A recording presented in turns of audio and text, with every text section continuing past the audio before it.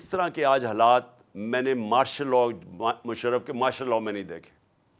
ख़ास तौर पे जो सहाफ़ियों के ऊपर प्रेशर है, जो मेरे ऊपर FIR, हमारे लोगों पे, ये कभी ऐसे नहीं था। ये सिर्फ डराने धमकाने के लिए। मैं आज बोल्ड TV वाले शोएब शेख को, उन्होंने उसकी ज़िंदगी को ख़तरा अब हो गया है। पहले उसको था अरशद शरीफ को, आज शोएब शेख का मुझे पैगाम आया, उसको धमकियाँ दे रहे हैं कि उसको मारेंगे। इस सिर्फ के बोल्ड TV हमें उठा रहा है। मैं जो भी आज इक़्तिदार में बैठे हुए हैं और जो हैंडलर्स हैं इनके, मैं आप सबको पैगाम देना चाहता हूँ कि ये पाकिस्तानी कौम है, इंसान है, भेड़ बकरियां नहीं है कि हमें डरा धमका कि आप जिधर मर्जी चाहे मोड़ दें। ये कौम पीछे नहीं हटेगी। आप फैसला सिर्फ ये करना है कि तब्दीली पुरअमन आएगी या फिर वो जो तबाही वाली तब्दीली होती है जो सबके हाथ से निकल जाती है, ये वो आएगी। लेकिन तब्दीलियों को अब कोई नहीं रोक सकता।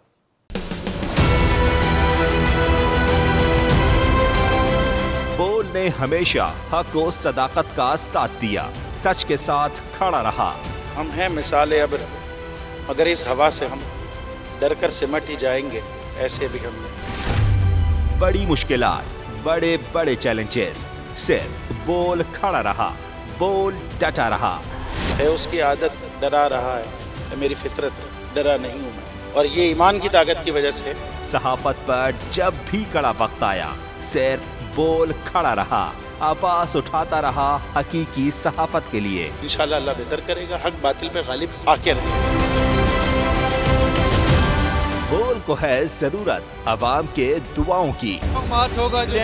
आई लव बोल्ड। बोल्ड को वेलकम देगा। आजादी मार्च के लिए बोल्ड को मैं दाद देना चाहता हूँ। बहुत अच्छी कवरेज की है, ये मार्च की तो जबरदस्त कवरेज थी। बोल्ड की प्रॉब्लम सबसे बेस्ट। इज़हार आसाती के लिए, पाकिस्तान के लिए, पाकिस्तानी अवाम के लिए।